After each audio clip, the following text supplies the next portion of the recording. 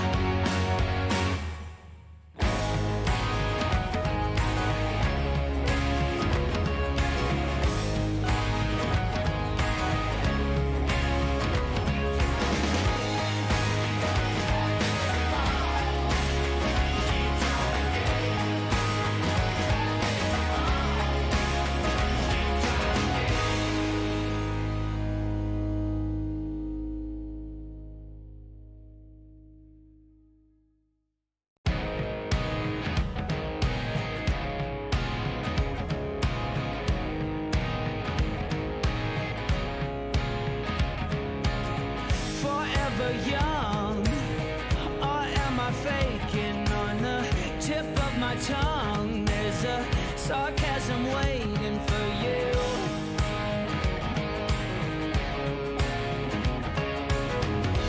I'm willing to trade my soul for a bit of your charm. There's no way I'll fade into oblivion, 'cause I'll keep shining over you all. And if your wings entwining, you better face the fall, keep trying again. Oh yeah, keep trying again. There's mud on the floor, disparate people trying to get through the door, although the room's already crowded. But I'll keep shining over you all. And if your wings entwining, you better face the fall, keep trying again. Oh yeah, keep trying again.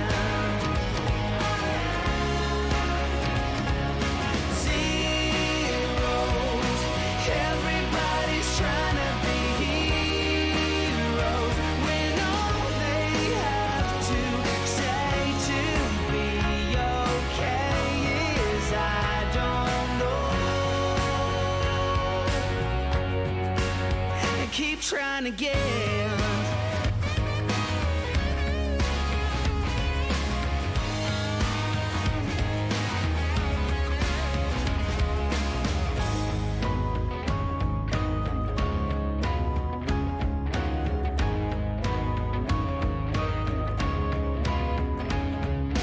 I'll keep shining over you all. With your wings entwining, you better face the fall.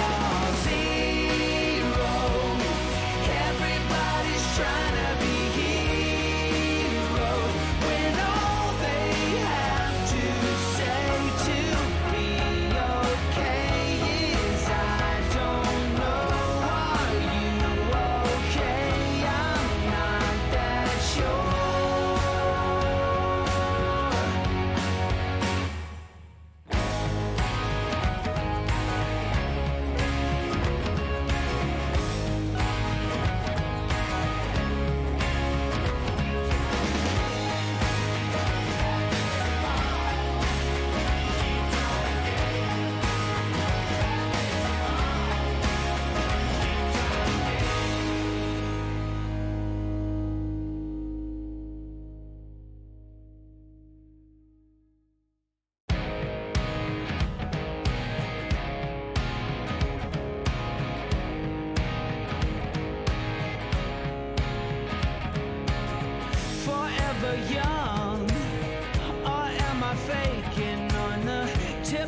tongue. There's a sarcasm waiting for you.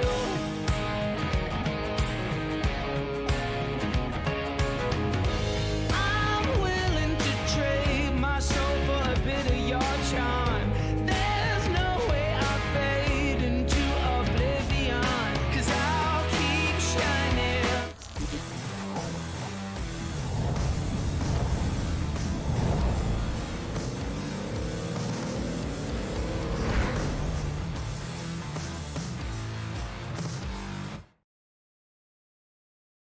Hello and welcome back to the Great Lakes Series today for Cup Series action. It's the Great Lakes Cup Series presented by ButtKicker, the season finale for season 2. It's the Homestead 225 here at Homestead. And I'm here with Gavin Fitzgerald. How are you doing tonight, Gavin? I'm doing pretty good. Looking forward to end off the season on a high note right here and hope for a good last race of the year. It should be a lot of fun. Of course, our champion has already been decided. It got decided last week. Christopher Heller, your season 2 champion here of the Great Lakes Cup Series, but there is some battles in the points still going into tonight. So it should be pretty interesting when it comes to the points battles around second, third, fourth, fifth. You have Jacob Branski, who's second in points, 14 points up, and Eliot Henderson. Bedford is 2 points behind Henderson. RJ Williams is around 15 points behind Bedford. Then you got Nathan Nicholson and Josh Cottle, who are 4 points apart for the battle for the 6th place in points. So should get really interesting. Looking at Christopher Heller right there, your season 2 champion. We would like to congratulate him in 2511 racing once again on the season 2 championship. Christopher Heller, what else can you say about him? He's had a fantastic season and he deserves his championship. We have another race still left in the season if someone wants to make their mark before the season's up. And on pole, it looks like we have Josh Cottle. It's interesting to see how he does. Our front row is going to be Josh Cottle on the inside, and RG Williams is going to start on the outside of him. Behind you will have the Daniel Nanny and Phil Bedford. Row number 3, you have Jacob Branski in the 0-3 coming into this race, second in points. And on the outside of him, you have Nick Martin. Followed behind them, you have obviously our champion Chris Heller, and to his outside Nathan Nicholson making his final start for 2511. Rounding out your top 10 starters on the inside, you have Bobby Carter himself, Eliot Henderson. And then on the outside, you have Drew Cox. Followed up behind them, you have Hunter Madalinas and I believe Ty Aiken. In the next row, you have Spencer Dickinson in the number 6 and Talon Pelfrey in the number 55 machine on the outside. Followed up behind them, you will have Jacob Hayes and Lewis Woodall. Next row, you have Matt Daniels in the number 5 machine, and you also have Kyle Munson in the number 40. It's going to round out the starting grid today. 20 cars to end off the season here at Homestead. Obviously looking for a good finish to a fantastic season here for these Cup guys. Obviously the next season begins next week after a quick schedule change for the Cup Series, who was supposed to originally take a week off, but due to some scheduling complications with Thanksgiving, will be pushed forward a week. So next week, same time, same place, same guys, same series at Daytona. The season 3 opener for the Great Lakes Cup Series will be next week at Daytona Speedway. So that should be a lot of fun, and we're going to start all over essentially here next week. We have one more race at hand in front of us. Now I'm interested to see who can pull it out here today. Yeah, just a bit of a change of pace here from the field. I know, RJ Williams, who usually doesn't qualify and starts towards the back, is starting in the second row with Josh Cottle, so already a change of tempo there from RJ. I'm interested to see how this race, goes. Obviously, that battle for second in the points still exists between, Branski and Eliot. I believe Eliot is 14 points behind Jacob Branski. So, Branski's got to have a decently bad day in order for Eliot to leapfrog into second, but it could still happen as the lights are out on the pace car as we're getting ready to go green here. We're going to go green flag racing for the last time here today. And the green flag is out in the Homestead 225 at Homestead for the season finale. Josh Cottle with the great start to the race, already out to a couple car lengths lead going into turns 1 and 2. As RJ Williams is going to get real loose coming into the corner. He's going to slide all the way up the track. And Branski and Daniel Nanny are both going to go flying past him on the inside, as now they're going to battle it out for the second spot. That was a good catch there by RJ. They're coming into the corner, but obviously that battle for second is on between Jacob Branski and Daniel Nanny. Nick Martin sideways in 3 and 4. What a save from the 42. Wow. I don't know how he held on to that. That was a great save by Nick Martin on the first lap. Yeah, phenomenal save from Nick Martin. Already some close calls here just on lap number 1 here at Homestead. Been an interesting season finale already to begin with, and we already have a battle for the lead. Here comes Branski to the inside of the number 31 of Josh Cottle. Jacob Branski looking to put second place away with no questions asked. He will get the spot, and Jake Branski will lead us coming to the start-finish line here. Jacob Branski, he won last season finale, the season 1 finale at Homestead for the Cup Series. He led most of the race as well. He was one of the quickest drivers in practice. He's a big threat to win this race as he has taken the lead from Cottle and begins to drive away a little bit coming down the back stretch.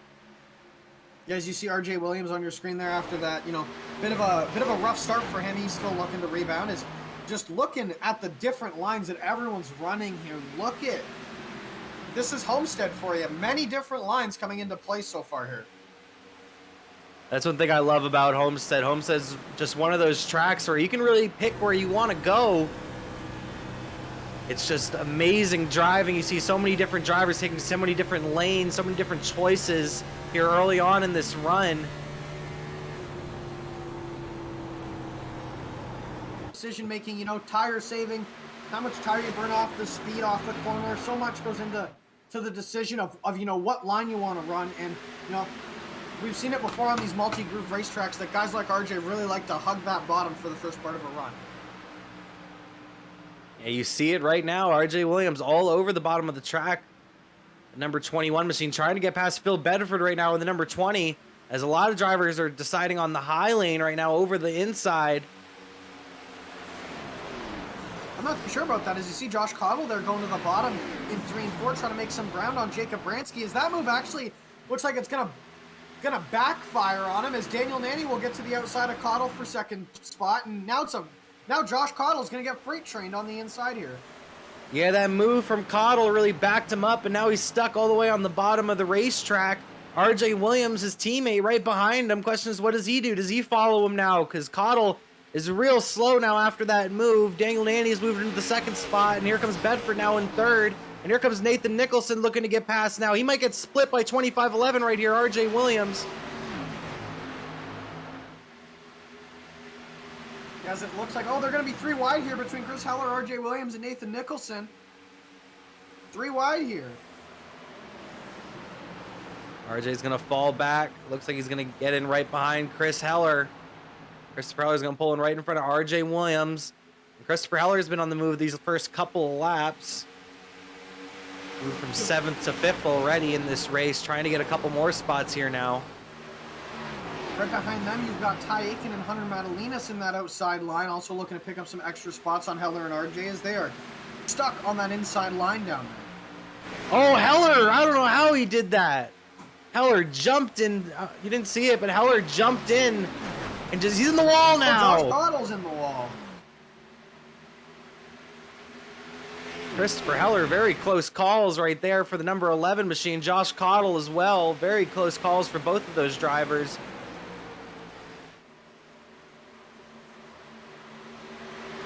Nicholson battling with Cottle and the number 71 of Ty Aiken as well on the outside. It's a good battle here.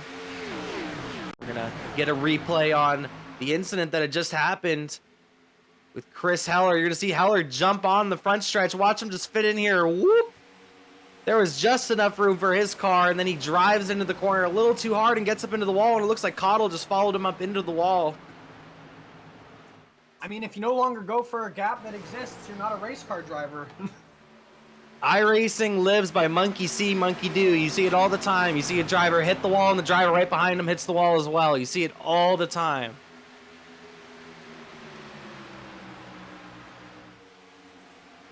It's a good battle you have right here between Madalinas and Sean Hayes. You have Nathan Nicholson right behind him in the number 47 machine as well. This is a good battle you have going on right here. Madalinas got into the wall, I saw around a lap ago, so you know he's really pushing it hard. Madalinas fighting farther back in the pack than you would usually expect him. Yeah, as he looks really, Hunter just looks really tight going into the corner there, and he looks like he was almost about to get taken 3 wide there between Nicholson and the 6th there. As now Spencer Dickinson is going to get freight trained. Oh, as we And there's a caution. And it looks like it was Pelfrey, and it looks like we also have Lewis Woodall involved in this incident. On the front stretch there, you see the number 55 machine turned around. Like Woodall was involved in this as well. I don't know if the 55 got help to spin around right there. There you see the number 29, a little bit of damage on the front side, it looked like, to Lewis Woodall. We're going to get a replay here of the instant. See them coming off of turn 4 here. Oh, pardon me, as we're going to actually go to the beginning of the corner. As you see the 55 there just seems to get really tight. Slides up in front of Lewis. Lewis is just going to back it down. Oh, and then the 55 just clips the wall, and Lewis just gets spun out there. It just looked like the 55 was unaware of his surroundings. Maybe at that point wasn't quite sure how close he was to the wall, because it looked like he got off the corner just fine. Just drove it a little too far off the bottom, essentially, just giving too much room. Yeah, as you'll see it again here at a different angle. The 55 is just going to get, oh, you see maybe swirl a little bit there off the corner and just boop into the wall, and then boop it right into Lewis. Is unfortunate for the 29 car. I'm interested to see if we're going to see some drivers come down pit road. I see a couple of guys. None of our race leaders, though. Our race leaders look like they stay out. But it looked like we have Matt Daniels might have came on pit road. Spencer Dickinson, Lewis Woodall, Kyle Munson's on there.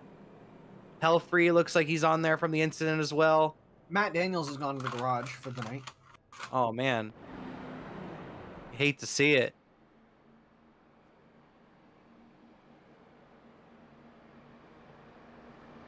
Is everyone on pit road right now? The 6 car just topped up on some gases.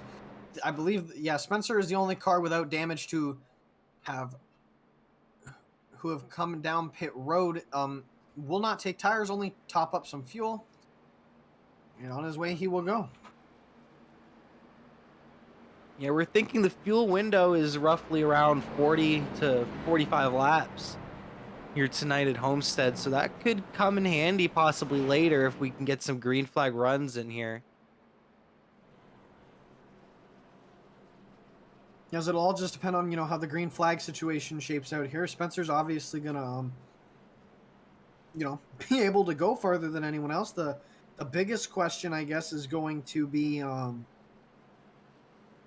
do the tires last this long? I mean, I know Homestead doesn't chew tires up that badly, but they still do chew tires up. And, I believe we saw it last week where cars started to have to come down pit road for a new set of tires because their tires blew out. Not because they needed fuel, but because their tires blew. So I wonder if we could have a situation like that tonight.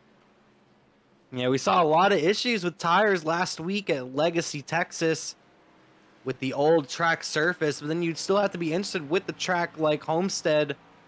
The track surface, of course, is not nearly as worn out as Texas Motor Speedway, but still, that is a long time on your tires, especially if we end up going green flag for that whole run, because if someone like Spencer Dickinson decides to drive this whole green flag run till the fuel tank goes dry, essentially, he's going to need almost 60 laps out of his tires, a little less than 60 laps out of his tires.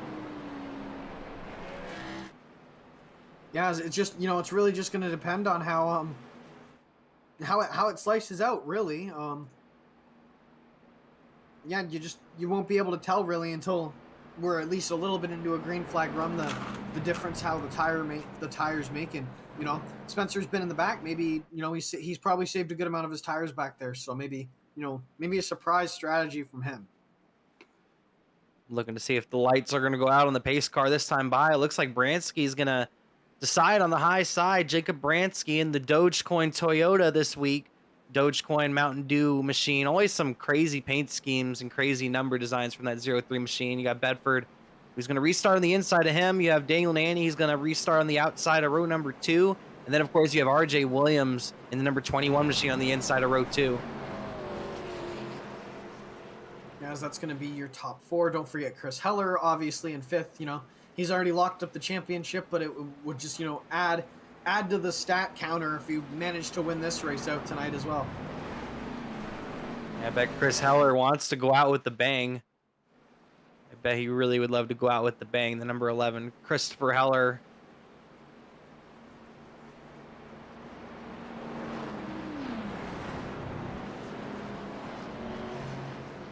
Hey, Chris Heller is currently gone off the track. He hasn't disconnected from the server quite yet, but he's been disappeared for about half the track. Well, guys, Chris Heller literally went out with a bang as he is no. Oh, here he is. Never mind, he is back with a bang. And he's gone. And he's back. In green flag. In the green flag, and our championship winner, Chris Heller. Oh, and there's a massive checkup. Huge checkup, and Madalena's passed a couple of drivers down low. That's going to be a black flag. I'm not sure what's going to happen there with the number 17 machine. Jacob Branski all the way on the high side, the race leader. Nanny's following him down the backstretch. RJ Williams is sticking it down low right now. RJ's going to try and pull a slider here on him. He's looking down. Nanny's in the bottom. Everyone's in the wall. And RJ makes it stick. What a fantastic move for the number 21 machine. RJ Williams has taken the lead. RJ Williams looking to make it 3 Great Lakes Racing wins in a row. You know, Texas in the Cup, Legacy Texas in Cup, Texas in the trucks, and hopefully he's trying to make it Homestead in the Cup Series as well. RJ Williams has the race lead, and Bedford now he looks like he's going to try to take the second spot away from Branski, and he's going to clear him off the corner. And now here comes Sean Hayes in the number 9 machine. Now he's threatening to take away the 3rd spot from Branski, but Branski's not giving up the 2nd spot that easy. He's going to send it on Bedford in the next corner. Hayes is going to sit there and, you know, bide his time, you know, not really go for it. Why would he? These, you know, Phil and Branski are going to sort it out themselves.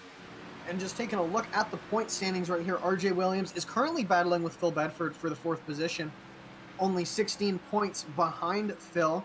So as it were to stand right now, Phil would maintain that position, but provided something might happen, or, you know, maybe Branski and Nanny and all them get around him, it is very possible that Phil Bedford loses out in that 4th position points turn.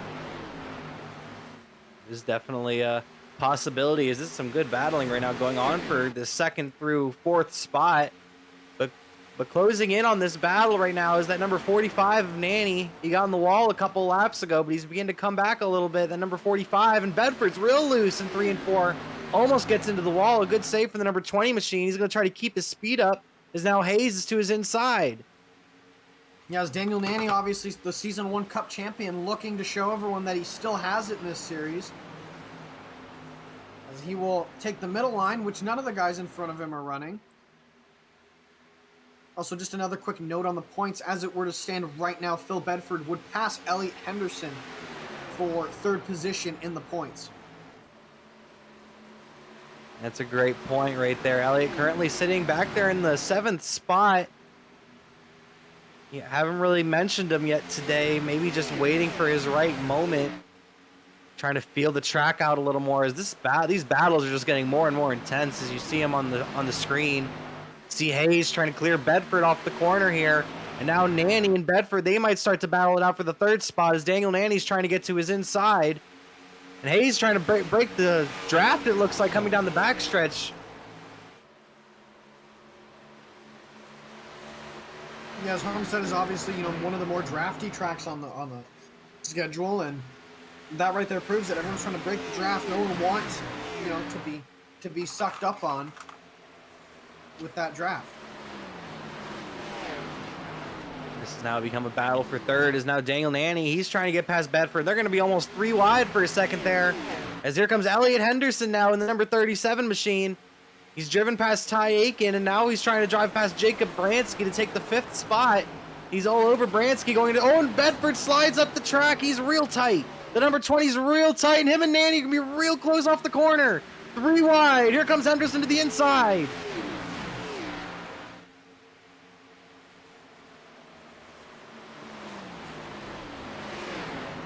Eliot Henderson trying to make it stick on the inside. Maybe he was saving those tires, because he's making it stick to the inside more than anybody has all night. The number 37, now here comes Jacob Branski. He has a lot of speed off the corner, but he has nowhere to go with it. Bill Bedford, can he clear Nanny? He's once again going to get really tight in 3 and 4 like he did last time by. And he's going to lose both of those spots. And now here comes Branski in the 0-3.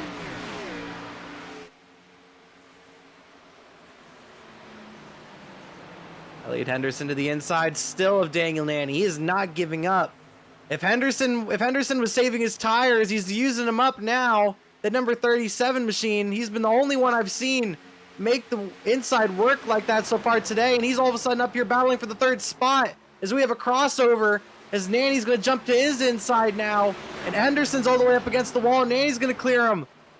But here comes Branski. Nanny gets real loose. Here comes Eliot to his inside. Wow, this is some fantastic racing right here.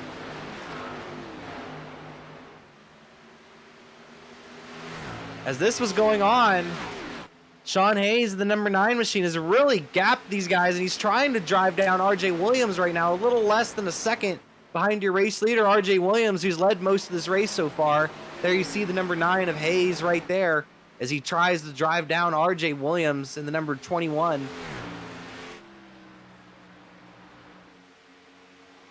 Yeah, so RJ's pulled a pretty decent gap here. Now it's really just up to tire saving, who can save their tires better, and if anyone will have anything left for RJ if this goes green the rest of the way. Hayes has been maintaining that gap pretty much. Here and there, he cuts a little bit into the gap of RJ Williams.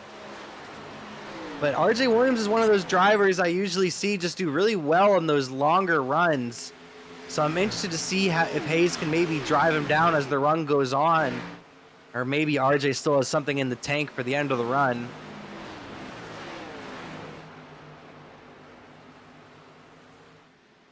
You see Branski and Cottle right there. Some pretty close racing. But Henderson's really catching up to Hayes. You see Henderson getting bigger and bigger. The number 37 machine of Eliot Henderson. Like I said, he might have been saving tires for a good portion of the beginning part of that race, because he's been one of the quickest drivers, if not the quickest driver, every lap ever since the beginning of this race, really. Here comes Henderson. He's going to try to make a move on Hayes now. He's now at his bumper. As Eliot is flying right now, he's just looking up, or taking a peek here at lap times. A 34.0 from Eliot last time, 34.3 for Jacob Hayes, and a 34.2 for RJ Williams. Henderson's going to take away that 2nd spot real easy. And now I'm interested to see if he can go drive down RJ Williams. Eliot Henderson in the number 37. He's moved into 2nd place. We're going to see now what Eliot here has in the tank for RJ. Right now, these drivers, Eliot Henderson and Hayes, are around a little over a second behind race leader RJ Williams right now. I'm going to check the speeds at the line this next time by.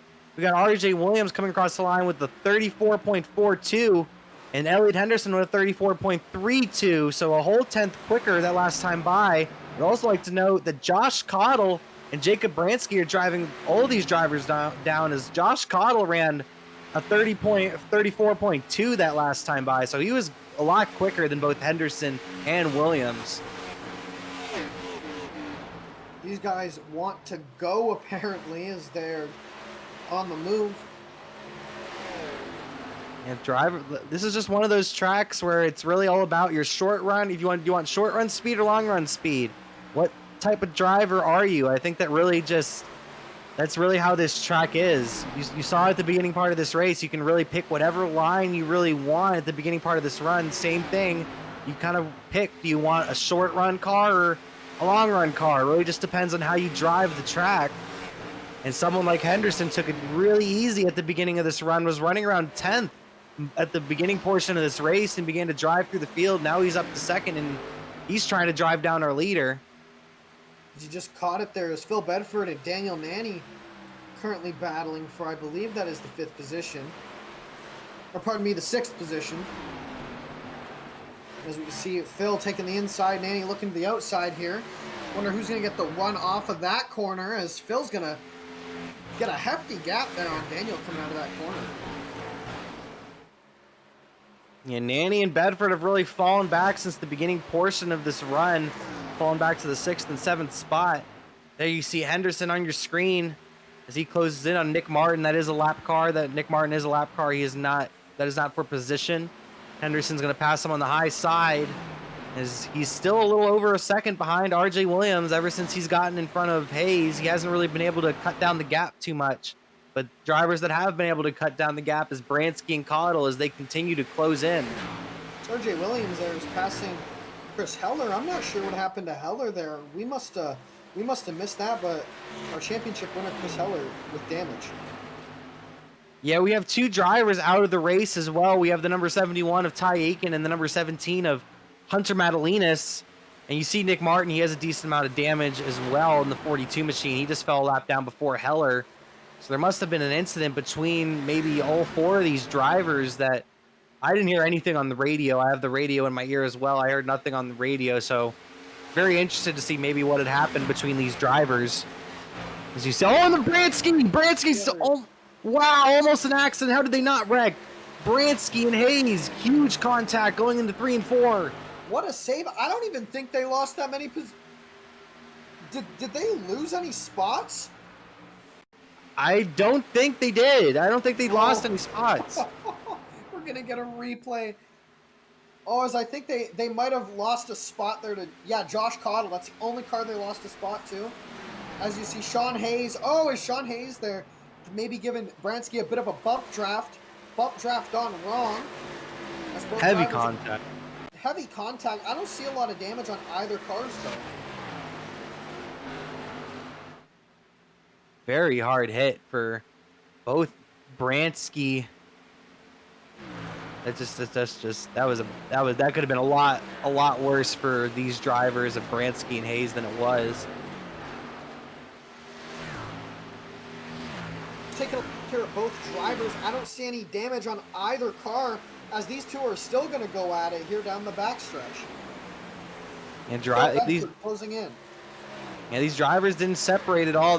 Cottle got past both of them, but these guys stayed right next to each other. The 03 and the number 9, they're still battling it out, but now it's for the 4th spot as Bedford is trying to close in now on these 2 drivers. I cannot imagine that these 2 are very happy with each other right now.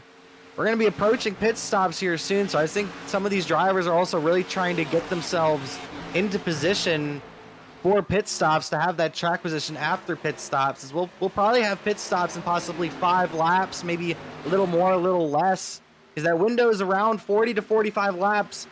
But we also did have that caution earlier, so I would be interested to see when we'll get some pit stops here, as will be our first green flag stops of the day here at Homestead. It's just, since we're approaching the end of the run, just looking at lap times, Eliot Henderson with a 34.6 and RJ Williams with a 34.5. RJ showing his long run speed here. Obviously, RJ had mostly clean air and little to no traffic most of this run, while Eliot did have to battle through the field. As we see now, Josh Cottle putting him under some pressure. Yeah, Josh Cottle honestly benefited really, really big from the Branski Hayes incident because Branski was a little bit slower than Cottle, but Hayes was a decent amount slower than both Cottle and Branski. So that made it really easy for Cottle to get those 2 spots, as Cottle was quicker than both those drivers and has been the quickest driver on the track for the last 10 laps, I'd say, Gavin.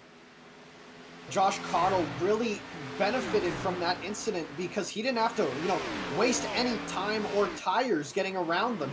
They just got rid of themselves, really. And that leaves Josh Cottle with clean air and open racetrack and only Eliot Henderson to worry about. He's getting closer and closer to Henderson, but then you see this battle back here for the 4th spot continue between Hayes and Branski, but Bedford's now Bedford's trying to be part of this battle now as well. And you see Daniel Lanny in the 45 machine. He's closing in on this battle as well. And here comes Cottle's making a move for 2nd right now as well. Hayes all the way to the wall there. That's going to cost him some positions as Josh Cottle, Josh Cottle will clear Eliot Henderson going into the corner there. Here comes Bedford. He's going to try to clear him off the corner. I don't think he is. Nope. Hayes is still going to be on the outside of Phil Bedford. And Daniel Lanny is now right there in the number 45 machine. He's trying to possibly get to the outside of Phil Bedford. Bedford needs to clear Hayes in this corner. This is where we've seen a lot of moves that inside happen, is in 3 and 4.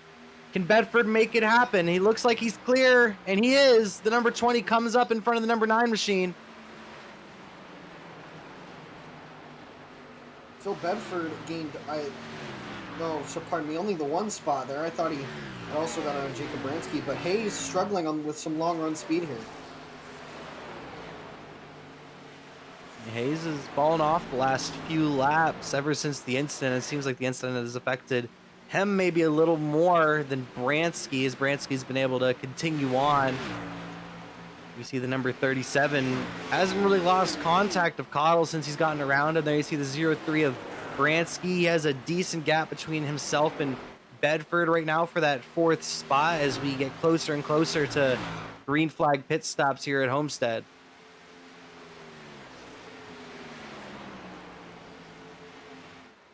This is when I think we'll begin to see possibly the dominoes fall. I've mentioned it here before.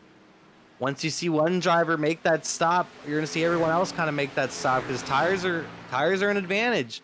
Tires are always a big advantage. Right now, RJ Williams, for example, is running his current laps are two whole seconds slower than his fastest lap. So if you come in 1 lap earlier than another driver, that's 2 seconds you can possibly make up on the racetrack. So tires are a big difference here today, as I'm expecting some drivers to come down pit road very soon. But then you also have drivers like Spencer Dickinson and I think Lewis Woodall and Kyle Munson who are hoping that this race stays green the whole way, because if it stays green the whole way, they might be able to make it on possibly 2 pit stops, while everybody else will have to make 3 pit stops. So that's a pretty big strategy call from someone like Lewis Woodall or Kyle Munson or Spencer Dickinson. Lewis Woodall, currently in the 7th spot, is the highest running out of those drivers who are going to try to possibly win this race on fuel strategy. Yeah, as you know, Lewis, obviously involved in that incident, did not sustain as much damage as I originally thought, at least, and he is currently chopping through the field piece by piece here. Yeah, he did get a little bit of damage from that incident. You even see it on his car on the right front a little bit, but it doesn't seem to be affecting his car that much at all. As you mentioned, he's been coming through the field, especially later on in the run. It seems like he's set up more for a long run in the number 29 machine tonight.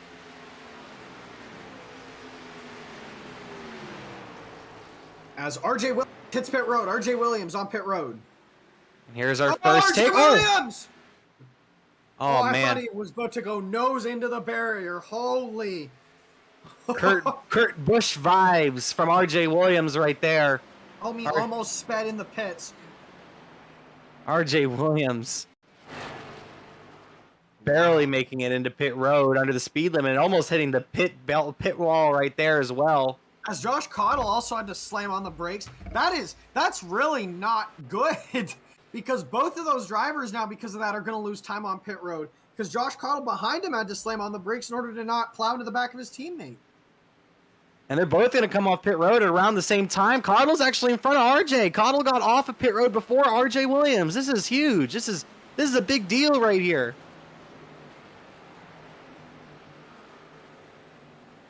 Josh Cottle winning that battle off of pit road. And see where he's going to come out compared to everyone else is he's going to go a lap down. I guess now it's just really going to be up to when everyone else pits. You know, by my estimate, RJ and Josh still pitted pretty early, as, you know, the logical thing to do would be, you know, try and stretch the run to either, you know, lap 50 or lap 51 at least, so that this can be a 3-stop race. But to be fair, you can do that during any pit cycle. You can do it, you know, now, you can do it at the end. You know, I'd say do it at the end like these guys are doing, because it gives you time. It gives you time to, you know, to build up that gap, so that when you do, you know, have to long pit and stretch that run and lose some time, that, you know, the loss is mitigated by the time you've gained by short pitting. Have some more takers on pit road. You see Henderson on pit road. I see Branski and Bedford. They're all on pit road. And that now your race leader is Lewis Woodall. Now we're watching someone like him to see how long he can stay out. Because I'm thinking the strategy for him is to stay out as long as he possibly can and try to get this race on fuel. Yeah, that's going to be the strategy, is, you know, just taking a look at it now. Lewis Woodall currently on the front stretch off of 3 and 4. Last lap time was a 35.65. Behind the next drivers on fresh tires, Josh Cottle, they are currently exiting turns 1 and 2, running 32.9, so almost 2 seconds a lap faster than Lewis Woodall. Also have to keep in mind that Lewis Woodall, when he makes that pit stop, because I'm thinking he's going to possibly come in around 10 laps, and he'll get 4 fresh tires, and he'll be able to make up a decent amount of time, because then he'll have the freshest tires on the racetrack in the number 29 machine. So it's going to be very interesting to see how this strategy develops throughout the day, because the difference in tires is definitely going to lose Lewis a lot of time, but does he have enough of a gap where he's able to maintain that gap and possibly win the race if we stay green the whole way? Munson looks like another driver that is on that strategy in the number 40 machine, as he's currently in the 2nd spot. Yeah, you know, a lot of it just depends on if they can stretch the fuel, how long the tires will last. Obviously, a factor for Lewis is the damage he sustained. So, you know, there's a lot to factor into play here, and we're going to have to wait until the end of Lewis's run really to see what's going to happen. And Lewis Woodall, he's right now a little over 20 seconds in front of Josh Cottle. RJ Williams a little more than a half a second behind Josh Cottle right now, which would be the lead out of the drivers that have already made their green flag stops. Right now you're looking at Daniel Nanny and Sean Hayes, as they're back there in the 9th and 10th position at the moment. Now you see Josh Cottle in number 31 with his teammate in the 21, RJ Williams, right behind him. And it seems like today that these two are the class of the field today. See that pit stop mistake by RJ there, obviously costing him, you know, that lead position on Josh Cottle, and Josh Cottle seems to be pulling on him a little bit here. And Josh Cottle putting a little bit of a gap between himself and RJ Williams, holding on to that 3rd spot as they continue to drive down Lewis Woodall and Kyle Munson, the 2 drivers that have yet to make their green flag stops, as we have a little less than 100 laps to go.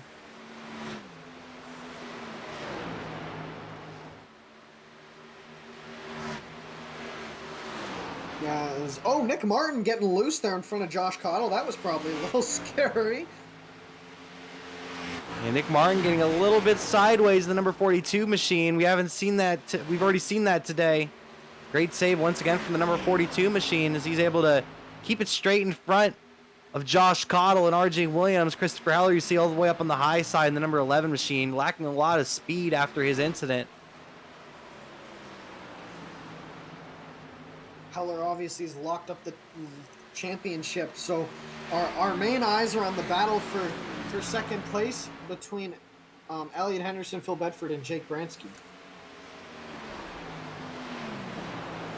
See Cottle and RJ still right there, battling it out for the third spot. It's a nice battle we got here, but you see Munson right there in front of him. Munson is yet to take tires and take fuel. And they're going to try to drive past him on the inside. If I'm someone like Lewis Woodall, I'm really beginning to think on coming in to make pit stops. What is the earliest point that he can come into pit road to make that pit stop? I'm thinking that earliest point is around 90 laps to go. Maybe if you could save a little bit of fuel, maybe 91 to 92 laps to go. Yeah, as we saw, earlier, I think the longest we saw anyone stay out that didn't come down on our first and only caution so far was Eliot and Branski and all of them. And, they only came 11 laps ago, so they only came on around lap 40... Fifth, not even. They came before. Oh, pardon me. They came on lap 50. Was the earliest person to pit. Or sorry, the latest person to pit. That was the latest they can stay out is 50 laps.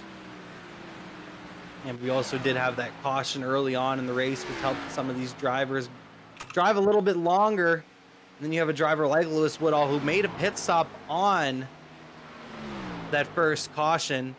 He continues to stay out, but right now his lead has shrunk already down to 7 seconds as we have 92 laps to go.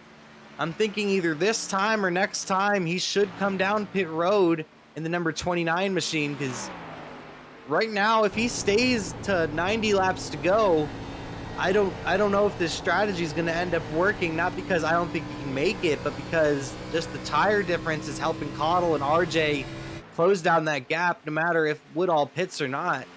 So you have to keep in mind, Woodall was 7th. He was 7th before the pit stops had started, and he wasn't super far behind RJ Williams and Josh Cottle. And here he comes. Here comes the number 29. Lewis Woodall going to make his pit stop. And he's hoping after this pit stop, he'll only have to pit one more time with the round 45 to 40 laps to go. And he can make it to the finish and possibly pull an upset victory here to end out the season.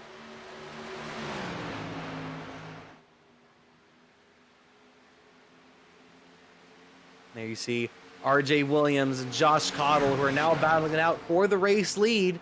RJ has taken the lead from Cottle. In that sequence, RJ had passed Josh Cottle. And now he has the race lead, but Cottle's right there behind him. We saw how fast Josh Cottle was on the long run last time. Before we had pit stops, Cottle was running a couple of tenths quicker than RJ Williams. So I'm interested to see how this run goes with these two. And we're gonna toss it to a quick word from our sponsors here at Flatout Racing Network, as we're gonna keep you in the loop in our side-by-side. Welcome, race fans. This is Paul Page, the voice of IndyCars. And today we're excited to present another IndyCar event brought to you by the Dark Horse IndyCar Series. From the Unzers to Mears, Foyt, and Andretti, now it's Corley, Peterson, Davies, Gardner, and Teague. You can expect high speeds, incredible wheel-to-wheel action, and intense drama that you could only get in an IndyCar. So sit back and enjoy your favorite drivers from all over the world take the track. Dark Horse IndyCar drivers, start your engine.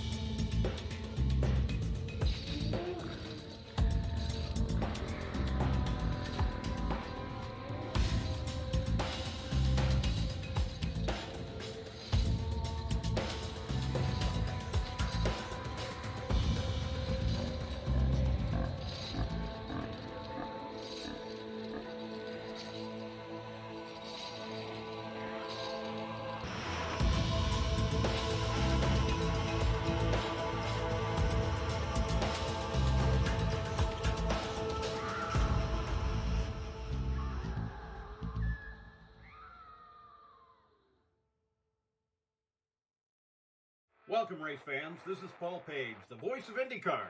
And today we're excited to present another IndyCar event brought to you by the Dark Horse IndyCar Series.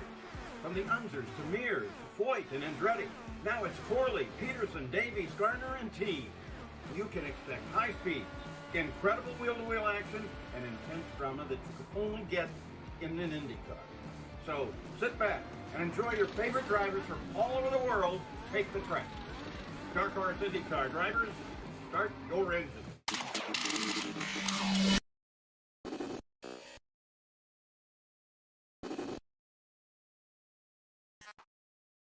And welcome back. We're here at Homestead. Didn't really miss much. You saw Lewis Woodall after his pit stop had driven back past RJ Williams and Josh Cottle to get his lap back.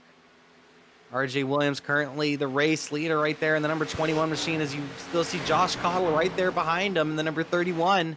Currently in the third spot, you have Eliot Henderson, who's a little over 2 seconds back. You have Jacob Branski's around 4 seconds back, and then you have Phil Bedford, who's around 7 seconds back of your race leaders as they continue to stay near each other, stay within each other's path, the number 31 and the 21.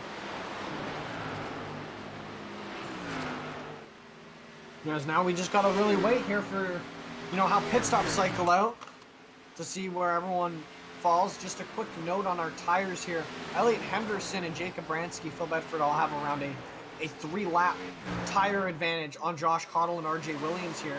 But those roles will most likely be reversed at the end of this pit cycle, as RJ and Josh will have to stay out longer while Eliot and Branski,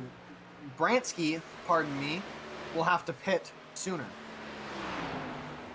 See, I'm definitely interested in Eliot Henderson, because we saw Eliot Henderson, how quick he was at the end of the run last time. So I could definitely see him possibly cutting down the gap between himself and Cottle and Williams. And Branski's also cutting into the gap between himself and Henderson right now as well, so he could possibly cut it down too. As you have the in-car look of the number 37 of Eliot Henderson, Mr. Bobby Carter, driving the purple and white this week.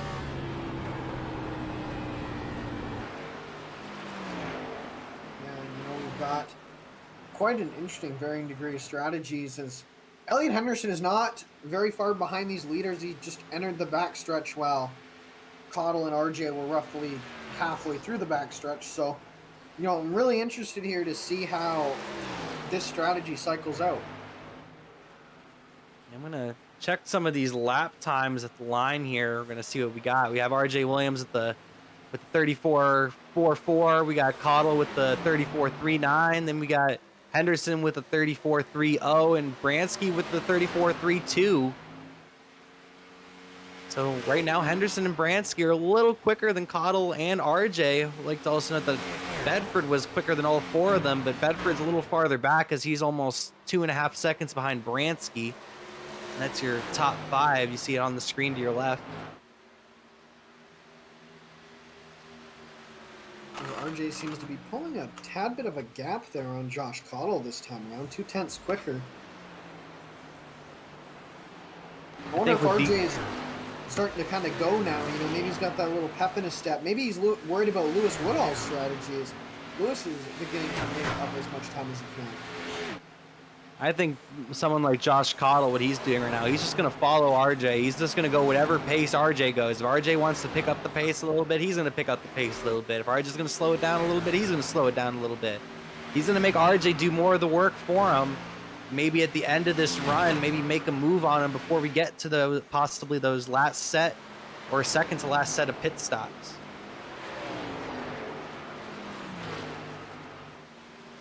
Yes, that's obviously a very smart move by Josh Cottle there. Why do all this work that you really realistically don't have to do when you can let the guy in front of you just do it for you? Definitely a good strategy from the number 31. We're going to see if it pays off, because someone like RJ Williams always keeps something in the tank, even when you think it's not there. So this could definitely become a great race, especially with someone like Lewis Woodall, who's saving gas, trying to make it to the finish on fuel. So this can be real interesting. Could have a a three-way battle on the final lap of this thing if we can keep it green the remainder of the way, as we're about halfway here in the season finale of season number 2 of the Great Lakes Cup Series. Pardon me. It'll be about halfway. I think it'll be halfway on the dot this time around, as it's also roughly about halfway through the fuel run here for most of these guys. And most of these guys are around halfway through their fuel run. So we're really going to begin to see possibly a difference in these tires. Once again, you really see it at the beginning of the run, and then you kind of see it at once you get to that second half of the run. We saw it last time with drivers like Josh Cottle and Eliot Henderson, who really took off in that second half of the run. And then you had drivers like Phil Bedford and Daniel Nanny, who really fell off in the second half of the run. So interested to see if maybe these drivers flip-flop and learn the track a little more on this run and figured out how to make the car last a little longer. As you see, Daniel Nanny's all the way up in the wall. Whoa! Great save from the 45. It was almost a race-ending collision with the wall there for the 45. And just a quick note on some lap times here. Josh Cottle and RJ Williams are almost a tenth slower than Eliot Henderson and Jacob Branski behind them. I'd like to also note we had a couple more retirees. We have Drew Cox and Spencer Dickinson, who have retired from the race, unfortunately. So we're down to 12 drivers currently in the race. See Nick Martin right there behind Branski. He's currently your driver in the 12th spot, 5 laps down. Chris Heller, your champion, currently in the 11th spot, 2 laps down. And Kyle Munson is in the 10th spot, 1 lap down. And then I think your top 9 is still on the lead lap. So you have 9 drivers kind of fighting it out for the win here today, it's looking like.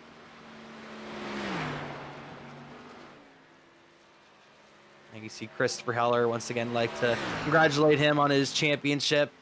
Had a phenomenal season. He's not gonna come up with the win today, unfortunately, but he got 4 wins.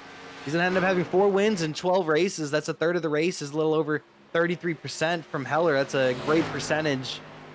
He's going to finish off the season with possibly 10 top 10s and 9 top 5s. So a fantastic season from the number 11. Yeah, Heller being extremely consistent, keeping his nose in it here tonight after an incident on what I can only assume is the restart, since we didn't see much of it. Some internet issues for him as well tonight. Yeah, the number 11 has had some internet issues earlier on in the race. They've seemed to have cleared up. Earlier on in the race, definitely had some internet issues and almost caused a pretty big accident on the prior restart. He's just riding it out, riding out at the finale, driving out on these last couple laps, and maybe hoping to do a second round of... Josh Cottle on pit road. RJ Williams, Josh Cottle on pit road. Sorry, Kyle. Josh Cottle locks up the brakes and almost goes into the tire barriers, following after RJ's example. I am sorry, Kyle, but I did not expect this. Hello?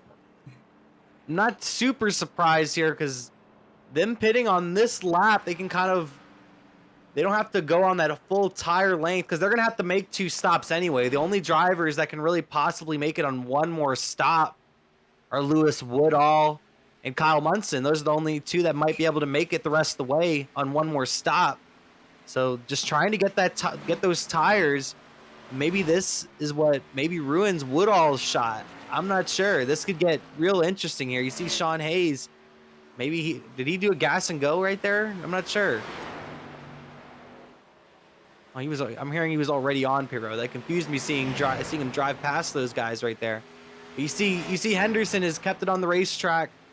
Interested to see if he's gonna drive out to the end of the window.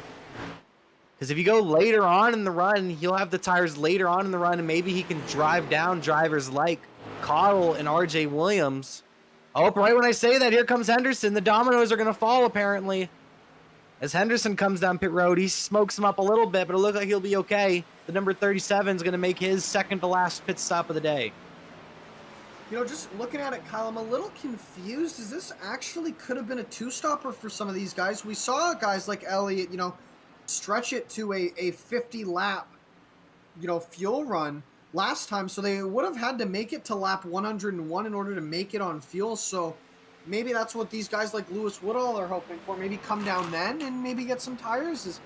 I'm a little lost here. I'm very surprised a lot of these guys have pitted.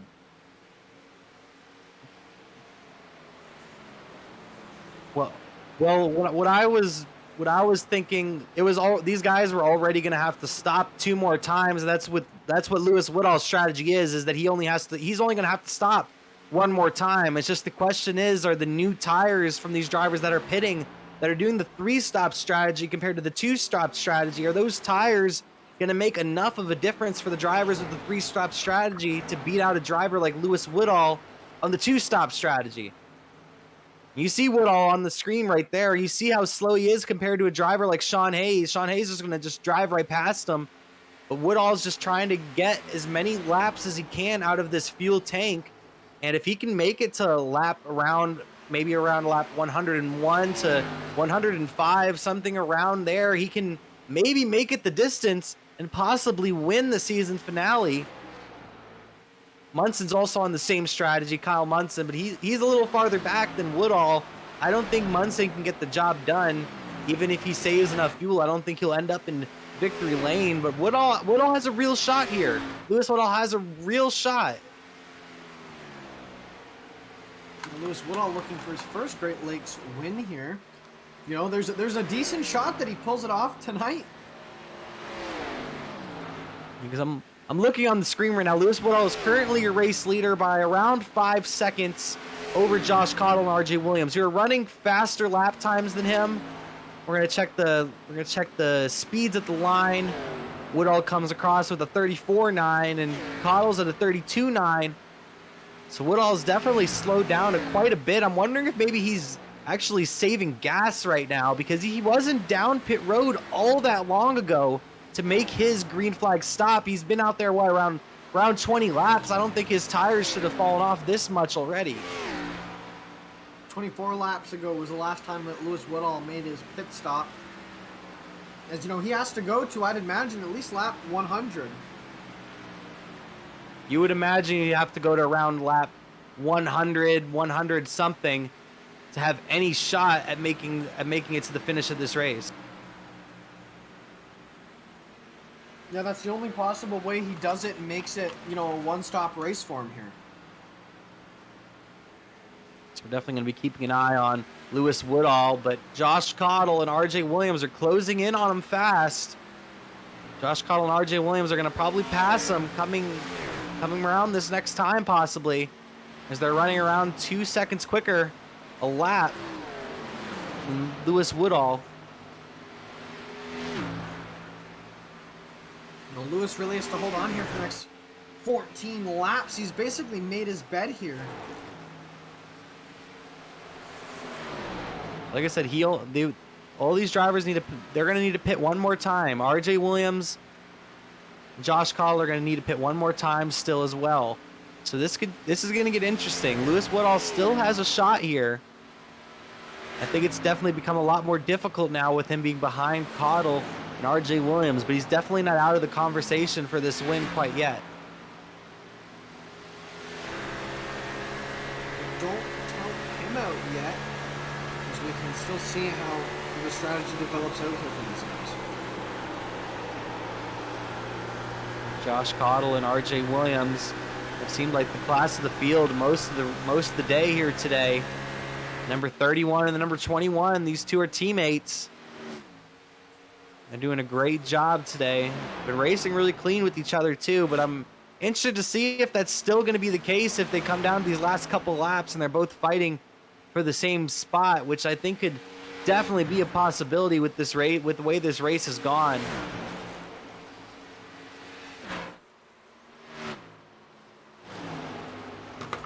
Yeah, you know, it just really depends. You know, these guys had a great battle at Phoenix earlier in the season, which resulted in some contact. So I wonder if we could see a repeat of that here. Josh Cottle leading RJ Williams into the corner. These drivers are around 2 seconds right now in front of Eliot Henderson. Eliot Henderson has gotten past Woodall. Woodall is going to fall into the clutches of Jacob Branski here soon for that 4th spot.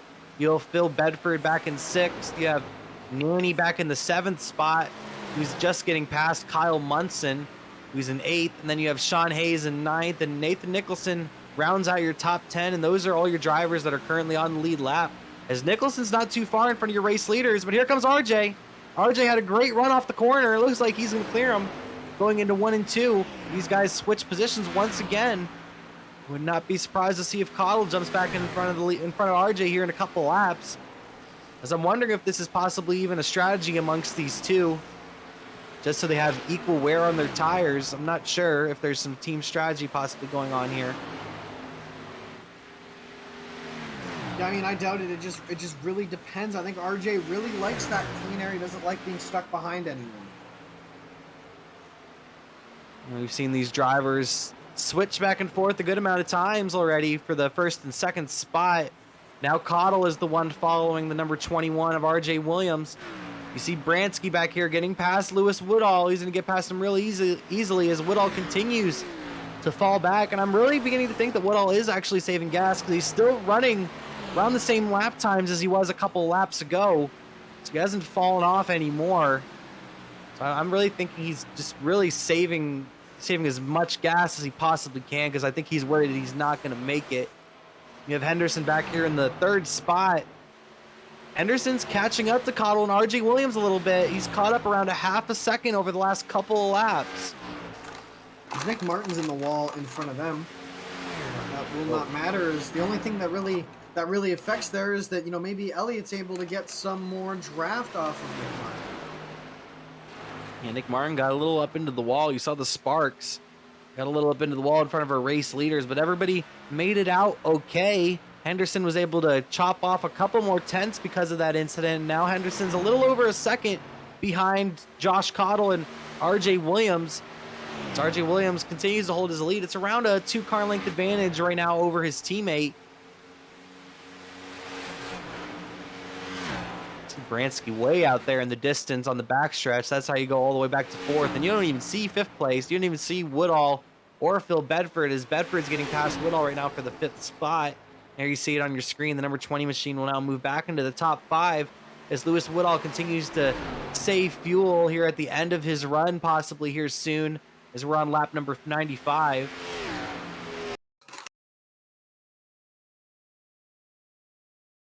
Gonna get a replay here, it looks like.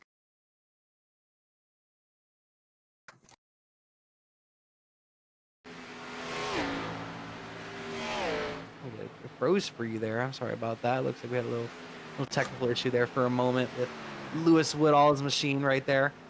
But we're all good now. You're looking at Lewis Woodall currently still in that 6th position. He's gonna fall into the hands of Daniel Nanny here very soon, as Daniel Nanny's a couple of seconds back. There you see the onboard of the number 29 machine, Lewis Woodall, as he tries to get the victory here at Homestead on fuel strategy.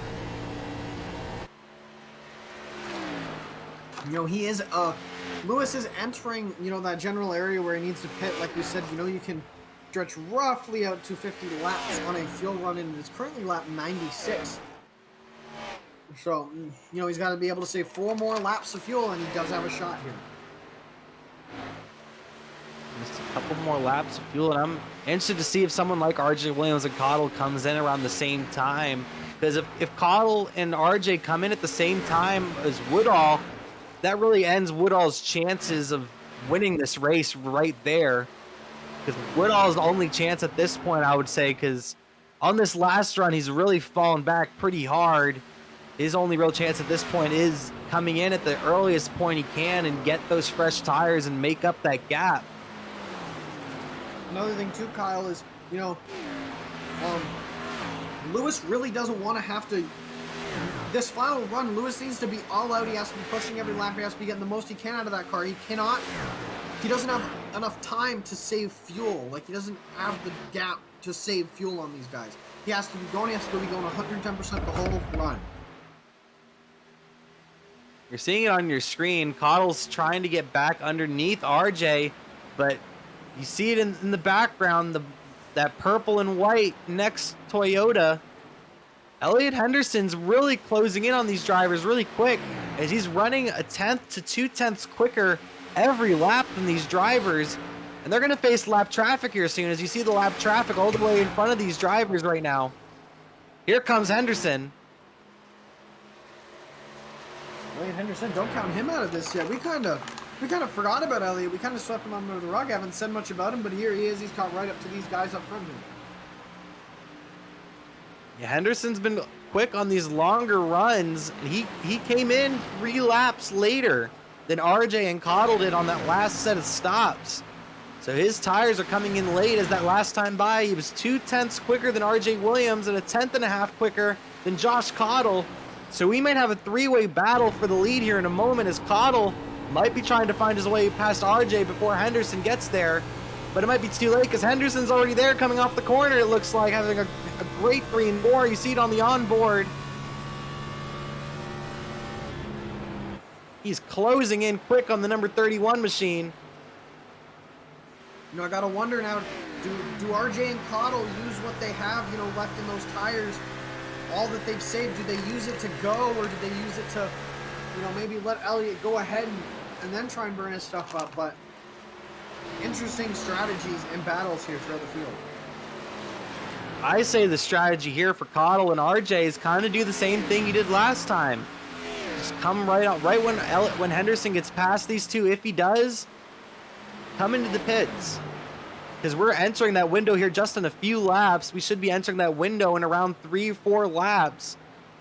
So I think these guys might be able to stretch it possibly to 46 laps if they really tried. I don't really see that as being necessary in this sort of situation. I'm thinking come in around 44 to 45 laps to go. Because Henderson's pretty quick right now, and you want to get that leg up on him. Yep. Same time, are they? It really depends. Are they worried about Eliot being faster in the long run, or are they worried about him in the short term? Just taking a peek here at the lap times. Last time around, RJ was a 34.3 from Cottle and a 34.4 from Eliot. So, you know, I'm starting to think that maybe Eliot burnt his tires up getting to those laps. I think Henderson's struggling a little bit with their dirty air as he gets closer and closer to that number 31 and the number 21. Those tires definitely begin to fall off a little bit on that number 37 machine. He's right there behind the number 31. He's been there for around a lap and a half, 2 laps now. Hasn't been able to make a move quite yet. Maybe waiting for the right moment in this number 37 machine, but it looks like he might have a run coming off the corner. He's right on the inside of the number 31 of Josh Cottle. Cottle's going to get the run off on the high side, and Henderson's fall right in behind him. But now he's there, and he's going to look for more space, possibly to the outside.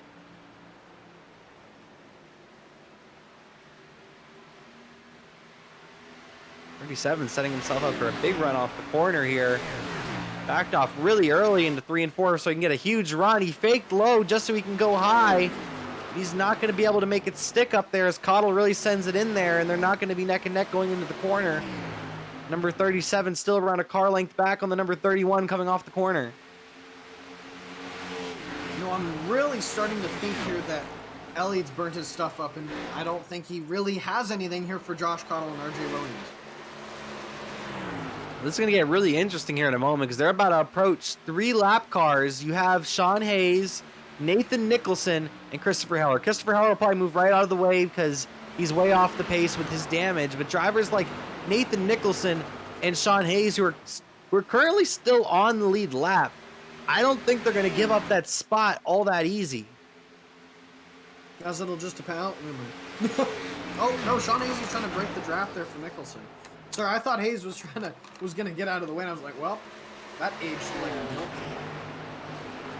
You have to keep in mind, these, like I said, these 2 drivers are both on the lead lap right now, so if they go a lap down, they're going to be battling for the lucky dog. Hayes really slow down the front stretch, slows in front of Nicholson. They're going to wreck going into the corner. No, Hayes saves it. I don't know how Hayes saved it. Hayes slowed down heavy on the front stretch right in front of Nicholson, and Nicholson got him in the back. And now RJ's right behind him. This could get crazy for our leaders here in the season finale, as Nathan Nicholson is now in front of our leader, RJ Williams. As well as everyone's going to try and scatter here, trying to get around these lap cars, which almost wrecked in front of them. That was close for our leader RJ there, as he's going to clear Nathan. Nathan's going to cross him over here, trying to stay on the lead lap.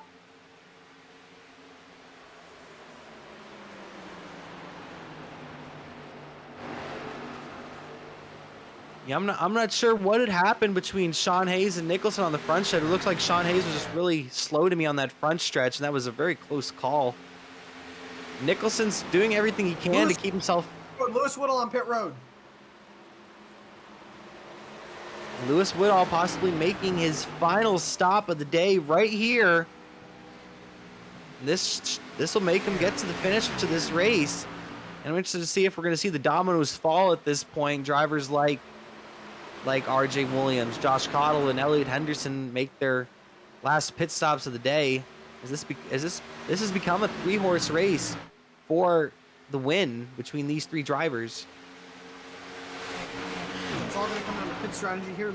I don't know if Lewis had enough time. I think Lewis might have lost a little too much time here on the leaders to make it up, as he's currently exiting pit road while they're on the front stretch. They're going to be neck and neck here, exiting pit road. Lewis going a lap down. Oh, I think that this strategy might not pan out here for Lewis. Yeah, I don't think it's going to pan out for Lewis, unfortunately. I think he's just a little too far back. Number 29 machine. That first run went really well for the number 29 machine. With that second run, he was just way too slow at the end of the run. Sideways. Oh, he's sideways! Great save. Woodall got completely sideways right in front of the leaders. The leaders aren't too far behind him. Great save from Lewis Woodall. Now we wait to see when the leaders come in for the final time, as we're going to get a replay on Lewis Woodall's almost incident right here in front of the leaders. Gets completely sideways, just trying to get as much as he can out of those fresh tires, and just almost spins it out in 3 and 4. Not too far in front of our leaders, but he'll continue on. Lewis Woodall currently 1 lap down in the 8th spot. When do these 3 leaders come in? Who's the first one to come in? Do you wait? Do you come in early? So many different ways you can take this. Do you drive possibly as long as you can, and maybe even try to take a gas and go, just a splash, just a little splash and go? A lot of different strategies you can come up with here at Homestead. And what will these 3 drivers do? RJ Williams, Josh Cottle, and Eliot Henderson. Those are your 3 big challengers for the win here. You have Jacob Branski, who's around 4.5 seconds back of the top 3. You have Phil Bedford, who's around 9 seconds behind your top 3. Then you have Daniel Nanny, who's around 15.5 seconds behind your top 3. And those are the only 6 drivers on the lead lap right now. So this is basically a 3-car race at this point between Williams, Cottle, and Henderson. Yeah, it's just going to come down to, who pits. Are RJ and Josh, they've been pitting together all race. Are they still going to pit together? Are they going to pit early? Are they going to pit late? It all depends. Is Eliot going to follow them? Does Eliot have enough time to follow them? I wonder if, this late in the race with all this strategy coming into play, guys aren't going to wait each other off. So who knows? We might have an incident coming into pit road as we see Eliot Henderson ducking to the inside of Josh Cottle. Will not stick as we see Nathan Nicholson blowing by all of them on fresh tires. Look at him go. Bye. Nathan's like, excuse me, coming through, pardon me, thank you. And he just drove right by everyone. Nathan trying to make up as much time as he can. He came down pit road right after he had gotten lapped and right after he attempted that crossover move. But personally, you're mentioning how Cottle and RJ have come down every time, but you have to keep in mind, both of those times there was almost an incident. The first time, RJ made a huge error going into pit road and locked up the tires, and Cottle almost got into the back of him. Then the second time, they both simultaneously locked up their tires going into pit road, and Cottle was once again real close to RJ's rear bumper going into pit road. So I'm thinking, if one of you want to win this race, I think you guys need to pit at separate points, because what happens if they both have that happen again, and this time they actually make contact, but get into each other? At that point, it's Eliot Henderson's race to win. You asked me what was going to happen. I said if that happened, I think Eliot Henderson would be a very happy man. He definitely would. Henderson would definitely let us know how happy he would be in his interview after that one. Mr. Eliot Henderson, Mr. Bobby Carter, the driver of the number 37 machine. He's just sitting right there behind him. Ever since he's gotten up there, he hasn't really made anything happen in the number 37 machine. He has around a 2 to 3 car length gap right now between himself and Josh Cottle, as Cottle's all over RJ Williams coming down the front stretch, possibly approaching these final pit stops very soon for our top 3 drivers. Just a quick note, Jacob Branski hitting pit road now ahead of Lewis Woodall for that lucky dog position if a caution were to come out. That makes things even a little more interesting because Branski was 4 seconds behind these drivers. So if these drivers can stay out a couple more laps, Branski's gonna leapfrog them. Branski will end up leapfrogging all 3 of them. And Jacob Branski, at that point, he's not going to be the fastest out of these 4. He's going to be the slowest out of the 4. But Branski is not going to make it easy to get past him. So we can get ourselves a very interesting, exciting end to this race, possibly, if these drivers stay out a couple more laps and Branski ends up leapfrogging them. As you were mentioning how Henderson's tires are falling off, and he's beginning to fall back a little bit. Yeah, he used most of those tires up there trying to get to Josh Cottle and RJ Williams, which really was his only option. He didn't really have any other option. If he had a hope of catching up to these guys and win the race, but still, he's just really trying to hold on now and hopefully catch a break with when these guys come down for tires. A little over 30 laps to go in the Homestead 225 here at Homestead for the season finale. Here you see Branski all over Josh Cottle in the background. He is coming up fast with those fresh tires, and he's trying to get past Cottle and Henderson very quick. What a move! Oh, he moves Cottle. Between Sean Hayes. Sean Hayes is going to get an Eliot. Oh, and he's going to spin out. And Branski get past RJ. And he's off the track. And the caution does not come out. And Branski sent it into turn 1. I think he was really wondering if the caution was going to come out right there. And he beat RJ Williams into turns 1 and 2. Heard some chatter on the radio. Jacob Branski just trying to make up as much time as he possibly can right there. And what a fantastic move. But a lot of mayhem because of it. And RJ's coming down pit road with Cottle. They're coming down the same time once again. And Cottle locks him up. Almost contact coming off the track. RJ is going to retain the lead out of these 2 drivers. Last time they came down pit road, Josh Cottle was able to leapfrog RJ Williams. He was able to beat him out of the pits. Let's see if he can do it this time, because Cottle does have that last box on pit road. We're also going to watch see if... Where does Jacob Branski cycle out in all this? As he's currently off of turn 4. How much of a gap is he going to have on RJ and these guys in the pits? They're still in the pits. Jacob Branski is going to leapfrog everybody. And with a large gap, too. Jacob Branski is going to have a pretty decent-sized lead. Branski hasn't been down pit road for 7 laps, so his tires are going to be decently older than these drivers that are about to come back on the racetrack. Drivers like Josh Cottle and RJ Williams are going to be running around a half a second a lap quicker than Branski. There you see him on the screen. Henderson coming in to make his final stop this time. He's doing the same strategy he did last time. Last time he came in a couple laps after RJ and Cottle. He does the same thing this time and see if he can come on late in the run. We could possibly have a 4-car battle for this win with just under 30 laps to go here in the season finale. Just looking for some drama here at the end as Lewis Woodall, who, we kept a very close eye on that. This strategy has not panned out for him, but it has panned out for Jake Branski. And Jacob Branski looking really smart right now as he has a huge lead over RJ Williams and Josh Cottle. But we're not quite finished with these pit stops yet. You see Henderson coming out of the pits right there. RJ and Cottle going to easily go flying by him. You see how much tires can make a difference, because Henderson only came down pit road 2 or 3 laps after Cottle and Williams, and he's going to be back almost the whole back stretch.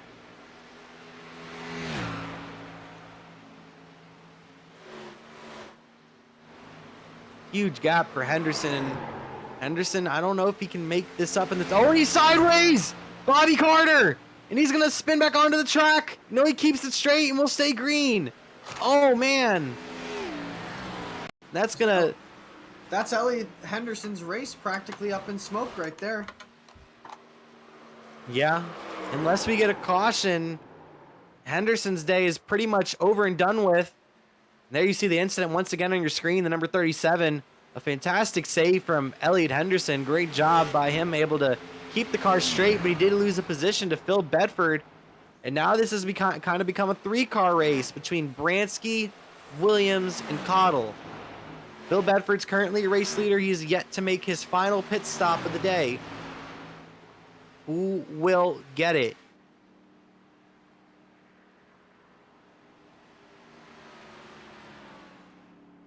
Here comes Bedford in for his final pit stop. He will give up the race lead to Jacob Branski. Jacob Branski in the 03 Dogecoin Toyota. He will take over the race lead. He has a decent advantage between himself and RJ Williams right now. He has a little over a 7-second advantage right now between himself and RJ Williams and Josh Cottle. Question is, does RJ and Josh Cottle have enough time to drive him down? That last time by, RJ Williams was around 7/10 quicker than Jacob Branski. It's all down to this. We've got 25 laps to go. Does RJ Williams have enough in the tank to catch Jacob Branski? It's definitely going to be a close one. You see the number 21 machine trying to make it past Nathan Nicholson and Kyle Munson right now. He's going to put them both a lap down right here. It's a little squirrely there off the wall. They're both going to make it past these lap cars pretty easily. RJ Williams and Josh Cottle as they continue to cut into Jacob Branski's lead. Little over 20 laps to go for these two drivers. The 21 and the 31 have dominated most of the race. Can they make it back to Branski, or can Branski steal a victory away from RJ and Cottle?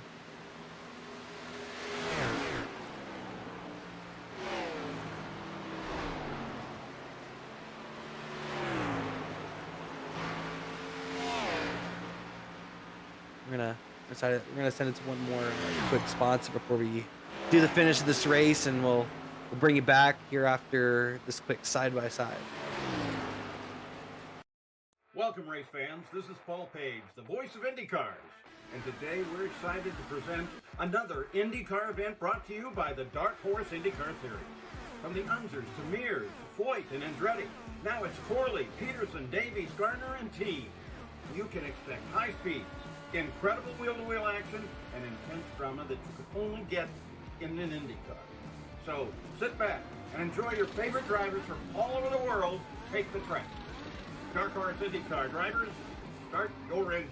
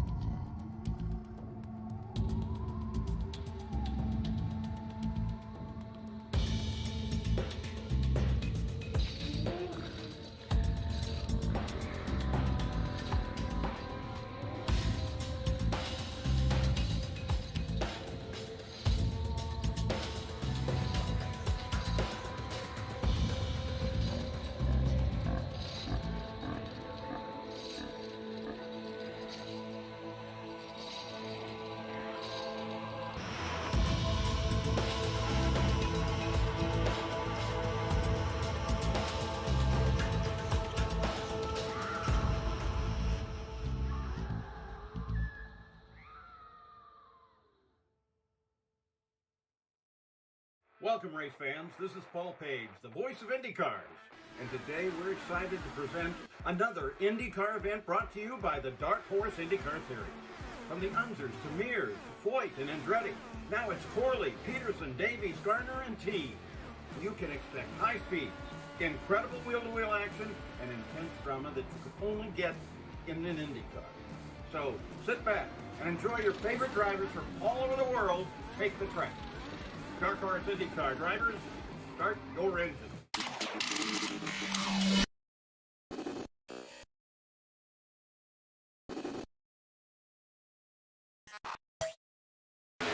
Hello and welcome back to Homestead. We have a little less than 20 laps to go here in the Homestead 225 here at Homestead for the season finale of Season 2 of the Great Lakes Cup Series presented by ButtKicker. Your Season 2 champion was, of course, Christopher Heller.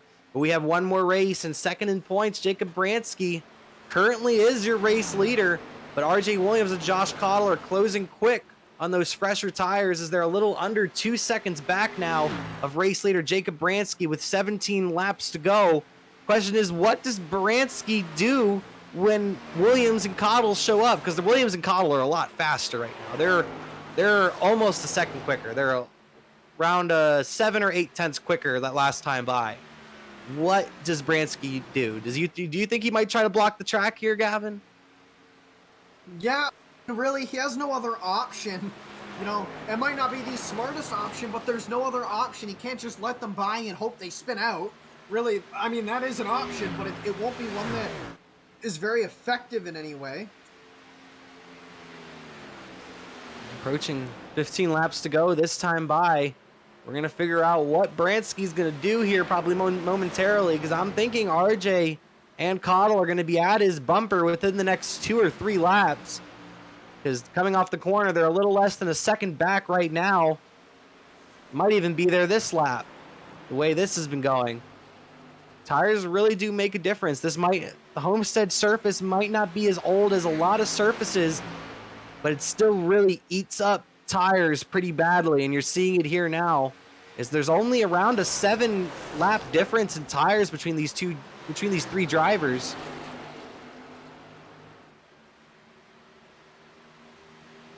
As you know, within 15 laps to go, anything that Branski has saved in his tires, he's trying to go. You see him trying to break the draft there with RJ.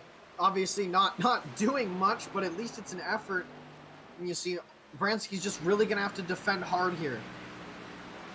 Coming off the corner, RJ's going to have a huge run to the inside. And it looks like he's going to get to his inside pretty easily here. Question is, can he clear him going into the corner? Is Branski going to be able to fight back on the high side? He will not. Branski will fall back, and now he's going to be in front of Cottle.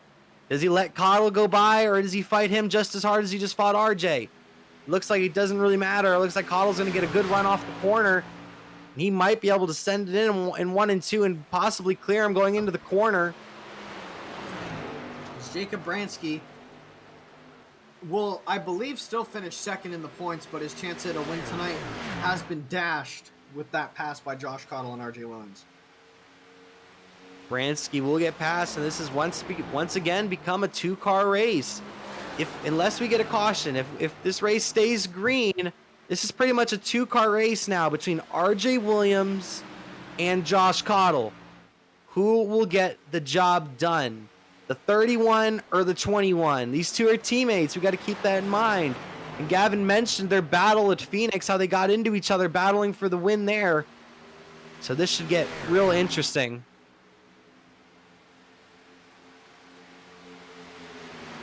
Cottle's right there. He's not letting RJ out of his sights. These two have not let each other out of their sights ever since they've been 1-2.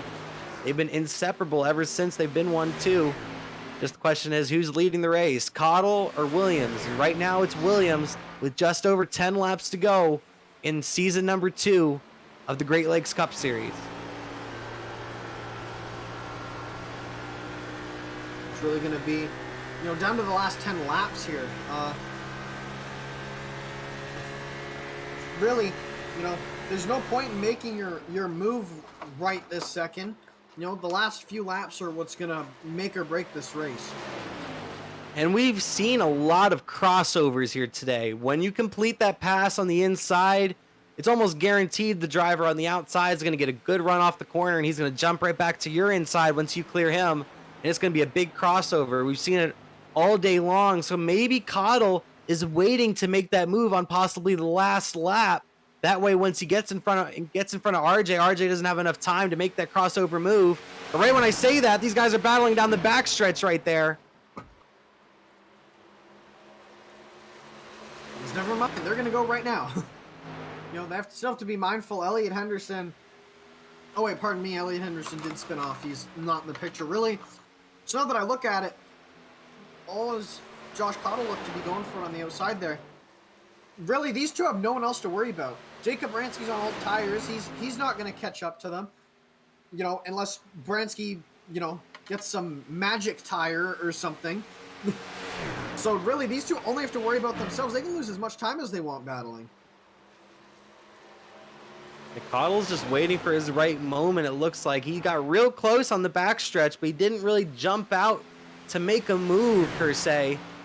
I think he's just waiting for that perfect moment to complete a pass, possibly on the number 21 machine. He's right there. He's been sitting within 2 car lengths, sometimes even within 1 car length of our race leader, RJ Williams, as he comes off the corner right there behind him. And RJ's going to try to break the draft coming down the back stretch, and Cottle's going to try to stick with him.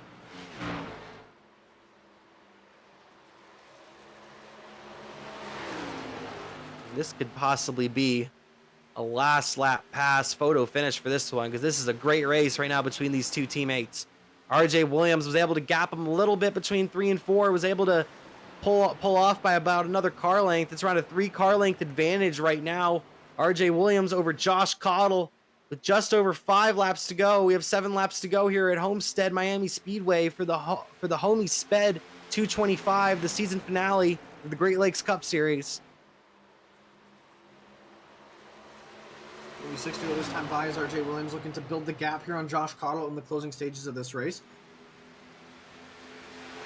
And the last round lap and a half, I'd say RJ Williams has gapped Cottle a little bit.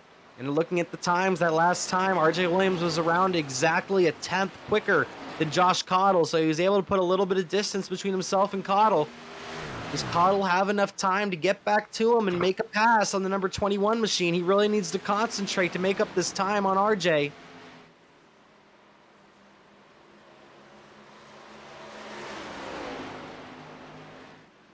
Cottle's been a hard fighter all season long. He's yet to win that first race of the season. He has 2 poles. He has 7 top 10s, and he's led a good amount of laps on the year, been one of the quickest drivers on the season. I know he wants to get a win before the season's up, but RJ Williams, his teammate, he's looking for win number 3 on the season. Is RJ trying to break the draft there for Cottle? Cottle's not giving up. Josh Cottle here does not have Josh Cottle does not have a lot of time left here to make a move. In 3 and 4 that last time by, it looked like Cottle got a little bit tight in the middle of the corner and lost a little bit of the time that he had gained back from RJ Williams. He's really trying to cut into that gap. That last time by, they ran around the exact same time because they both made a slight error. RJ Williams able to make a little bit of a gap down the backstretch, but Cottle closes in pretty well into 3 and 4. Cottle might even get a decent run off the corner here. 3 laps to go at Homestead, 3 laps left on the season.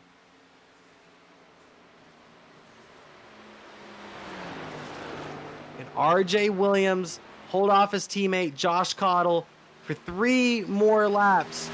He has his biggest gap on the lead, I'd say, in around the last 100 laps almost, as he has almost a half-second gap on his teammate Josh Cottle. Can he maintain this gap? Can Cottle drive him back down? He still has enough time to catch him and pass him. 2 to go. We have 2 laps to go. RJ Williams leading the field, looking to make it 3 in a row over the Great Lakes Series. He swept Texas week. Can he win at Homestead and get his 3rd win of the Cup Series season? You see Cottle behind him. He continues to fall back. He's working hard, but I do not think he's going to get there. Can they make it to the white flag? And it looks like they will. The white flag is out. This race is now official. Can RJ Williams make it 3 in a row and finish off the season with the victory?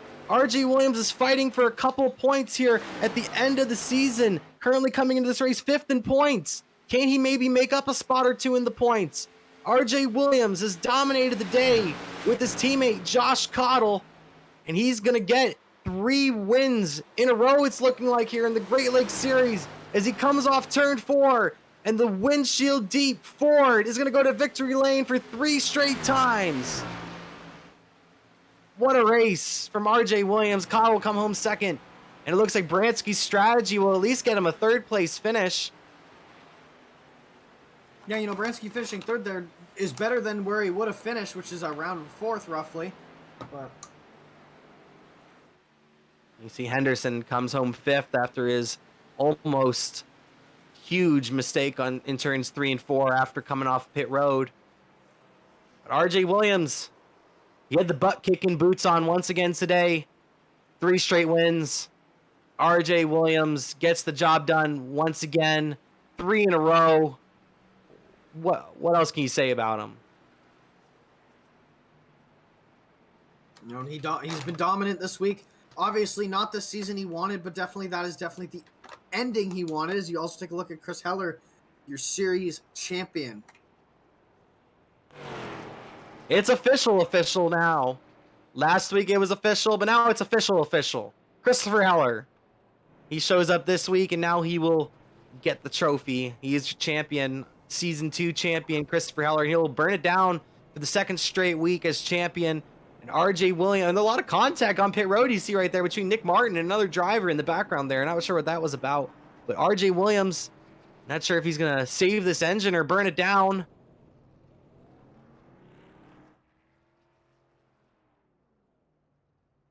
I think he's waiting for his teammate, Josh Cottle, actually, to come maybe do donuts with them. I'm hearing possibly on the radio. But I don't know if he's going to get that. Oh, they're going to do dual burnouts, it looks like. Looks like they're going to do dual burnouts right here. You got RJ and Christopher Heller. They're going to burn it down. Looks like Heller got a little more power in that car than I thought. He pushes RJ. Tug of war. Ford versus Toyota. Well, Ford won. All the Chevy fans are shaking their heads right now. Well, the Chevy fans didn't win the race or the championship, so that sucks. Hi, Dodge fans. Dodge fans, we missed you. But I think we're gonna try to maybe get you some interviews from our top 3 guys here momentarily. As you see Heller burning the house down once again. He's your Season 2 champion, comes off the season with 4 victories and was able to notch off another top 10. So Heller able to finish off the season with getting top 10s at 11 out of the 12 races. So phenomenal job from him as he continues to burn it down. We're going to try to give you our race results real quick.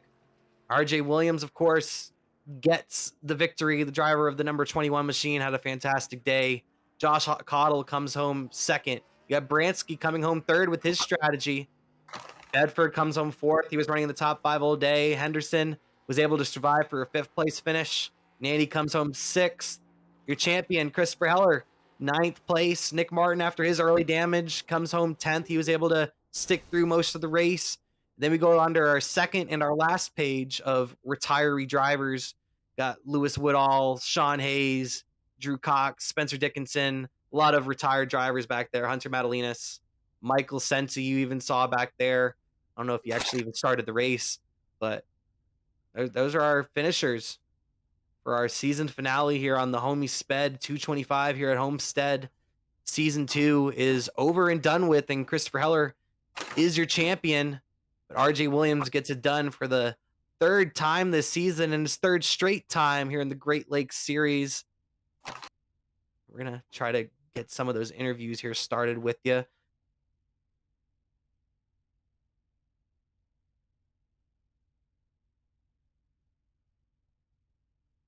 think we're actually going to do something a little new this time. We're going to do a duel interview with our 2 teammates and the 2 strongest, I'd say, RJ Williams and Josh Cottle. RJ, Josh, you got me in the booth?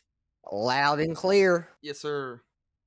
Great job, guys. That was phenomenal 1-2 finish to end out the season. RJ, I want to start with you. Congratulations on the win, man. 3 straight wins over Great Lakes Series and your 3rd win on the season. How do you feel, RJ? Well, I mean, I like the setup changes that they're making, so that makes the racing a lot more fun and really separates the field and the men from the boys. But all in all, super happy for Jinx. He made me earn that one. Excuse me, Josh Cottle. He made me earn that one there. I'm sweating like a whore in church. I'm still trying to dry myself off, pat off all the sweat. He really made me earn it there. I'm not quite sure what happened with Elliott and Nicholson and Hayes there. I'm going to reserve comment, but of course, there's always something going on right in there. But all in all, good race. A lot of clean racing. There seemed to be a lot of wrecks with no cautions, so I don't know what's up with that. But Jinx, I mean, he pretty much put it to me. Had I tried not to, mess with him there and, kind of concentrate on my driving, I think he may have had something for me, but kind of got him to me there for a little bit, made him work on me. And then, once he ran his stuff off, I kind of just kept on maintaining. So, good run by him for sure. My next question is for Josh. Those last few laps, you saw your teammate RJ not too far in front of you. Did you really think you had any shot for him those last few laps, possibly? Kind of because of draft, but I was just so tight, especially in 3 and 4. You could probably see it on the broadcast. I was having to turn the wheel so hard just to get it to turn, and even if I trail brake, it didn't work. And he was cutting off the draft, so I couldn't even get near him. He for sure held me off. Okay, now my next question is for both of you. All three of you guys' green flag stops, you got all y'all pit together all 3 times. Y'all came really close to making contact all 3 of those times. What was going through your guys' minds while you guys were squealing the tires onto pit road? I'll let Josh answer, and then I'll answer. I just wanted to stay as close as possible to him, so I wouldn't lose the draft, or I could stay with him. That first time, I was right on him. If anything, I was trying to beat him off pit road just by staying so close. That was just my mentality there. And I think I came on pit road leading all 3 of those times, and only once did I come off of pit road I didn't come off of pit road. I raced him off of pit road and got the lead. So that's kind of how that last one cycled out. But every time I was thinking, damn it, lost another damn spot. Jesus. So that's what went through my mind. You guys were putting on quite a show between you two. You guys got the switching positions back and forth. And I guess this next question is for both of you guys as well. What was going through your guys' mind when all of a sudden Eliot Henderson is there? All of a sudden you have Eliot Henderson breathing down both of y'all's necks. Well, Elliot would, I think, pit a lap or 2 after us, and he would chase us down a little bit. The closest he got was that last run right there. He got there with us right before we pitted. That's kind of why I made the decision to pit when I did.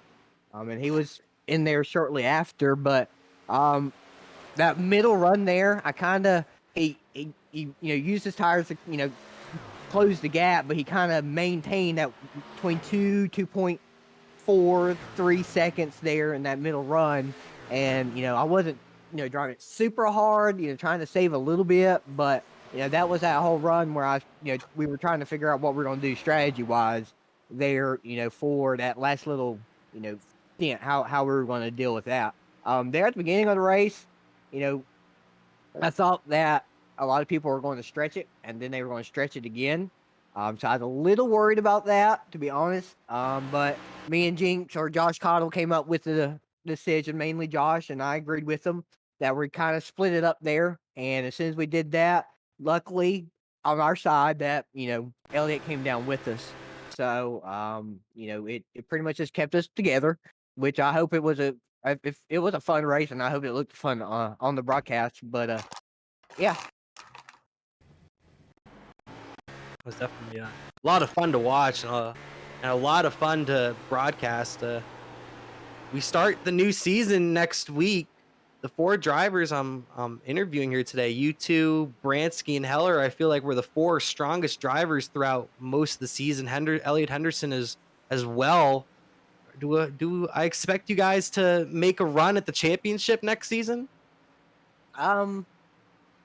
This is my bread and butter. So I'm going to try to attempt for another season. Hopefully, we don't run too many ridiculous racetracks, but I'm going to run for another championship here. This is the only division I've ran a full season in. Jinx there, I think he's talking about trucks. Is that what you're itching for there, Jinx? Yeah, I mean, if it starts next week, I'm running Cub, but I'd like to run trucks next season for HCM or something. Right. Oh, that was a little sneak peek. Maybe a new team coming in? Maybe. I don't know. Y'all have to find out. No one heard that. Yeah. Yeah, probably not. I'll turn it off when they start interviewing me, most likely. Oh man, RJ Williams. We don't want to hear this guy again. We don't want to hear about Exactly. his butt kicking boots. We don't hear about it. Oh, I forgot about the ask. I was wearing those sons of bitches tonight, and they came paid off yet again. I mean, damn. I'm gonna put them up on auction on eBay. Well, it was great to see y'all do so well tonight. Anybody you got to thank tonight? I'm going to start with you, RJ. Gotta thank all my boys over there at Spectrum and HCM and all them fellas, Spike, Josh, Drew, all them boys. They're a lot of fun. Really get along well with them. Jinx, Josh Cottle, my protege up there, trying to give me a run for my damn money. I gotta thank him for putting on a hell of a race there for the fans, just like we discuss on a constant basis. If you like to be able to run with Josh Cottle and I, check out the Total Advantage Academy. You can check that out at academyta.com. We're a super late model coaching program. Just come on out. Well, whatever skills you learn in that super late model is what won me this race tonight and what allowed Jinx to hang right there with me. So check it out, academyta.com. Well, we appreciate it, RJ. And now, Josh, who you got to thank? Yeah, I want to thank y'all for doing the broadcast and obviously the league, man. I love this league. Trucks are so much fun. Cups so much fun. I just love racing. Spectrum Racing, Eric Kelp, and RJ, the two co-owners. Really appreciate them for what they do. And obviously RJ giving me a run for my money too. I mean, we were racing like heck. I hope it looked good on the broadcast. Obviously HCM, all the boys down there, like RJ said, and Academy TA as well. Well, we appreciate y'all talking to us, and we hope to see you next season, as we're going to start off at Daytona next week. And we hope to see y'all there and possibly have interviews with both of you, maybe another one too. All right, get us off. Get Heller and Branski in here. Congrats to Heller as well. See y'all. All right, and I think next we're going to bring in Jacob Branski, and I think next we're going to actually bring in Jacob Branski. Jacob Branski. Kyle Short in the booth, you got me? Yes, sir. Great race, Jacob. Able to pull off a third place finish with a little bit of strategy. Great job out there, man. What was going through your mind on that last run when both Cottle and Williams were driving you down? Yeah, just got behind too early on, so I knew my only way of winning was to definitely short pit because I saw them short pit earlier on in the run. Thought maybe I could make it work too, but they were just drafting each other, so obviously going to be faster that way. And then also felt like if I just pit maybe like 5 laps later, because I know they pit like 10 laps or 15 laps later than me, which was obviously a huge gap that made me a lot slower. But I feel like if I pit a little bit later, it may have worked out better. But yeah, I was just honestly just riding around praying for a caution, because then I'd be in the lead when the caution came out, but just didn't happen. Well, it was great to see you able to pull off that third place finish because of your strategy. But one thing I had noticed when you had made that last stop, you almost had a incident with Sean Hayes and Henderson. It looked like over there. What had happened in turns 3 and 4? Yeah, I was just because I came out with a lot fresher tires basically, so I'm trying to make up ground. So, and then I saw all of them, and they were just battling in front of me and not letting me by. So it was a little challenging, and I think I don't know if I really caused that, but like we made it 3 wide, and I know Eliot got into Hayes, I think it was, and I mean, yeah, I don't know. Well, you're going to end up finishing the season second in points. Do we expect you to come back out next week and next season to make a run at the championship, take on Chris Heller? Oh yeah, planning to definitely come back and hopefully give it a good run next season. It was a great season this season, and yeah, congrats to Heller. Yeah, Jacob, you're able to finish off the season with 8 top 5s and 12 of the races, so you definitely put on a phenomenal season. And we hope to talk to you next week at Daytona, maybe with a victory or at least a top 3 finish. Anybody you have to thank for tonight's performance? Just thanks to my sponsors, Mountain Dew and Dogecoin for this race. And then just thanks to you guys. Thanks for all the league owners and everything they do. And yeah, I hope to come back next season even stronger and hopefully get a win. Well, I appreciate you and your Dogecoin vehicle, Jacob, and hope to speak to you next week and have a great night, man. Thank you. You too. Of course. Now we're going to bring in the driver that we talk to every week, I'm pretty sure. Christopher Heller, our champion on season number 2. Christopher Heller, Kyle Short in the booth. You got me? I got you. Chris, congrats once again on your championship. Yeah, thank you. I have to ask, though, what happened to you? We didn't see what had happened. What happened to your vehicle? So Nick Martin got loose. I think it was on lap like 19 or 20 coming to the start finish line, or coming out of 4. Nick Martin got loose and then got back into me, and then I flipped over twice and then kept going. Oh, wow. I don't know how we missed that. Yeah, rally car moment. I don't Yeah, know. let me see what lap it was on. It was coming to lap 18. If you wanted to re-show a replay, but it was almost like a netcode type of tumble, like, because I got hit in the side and it just shot my car over and I flipped over twice and then kept going.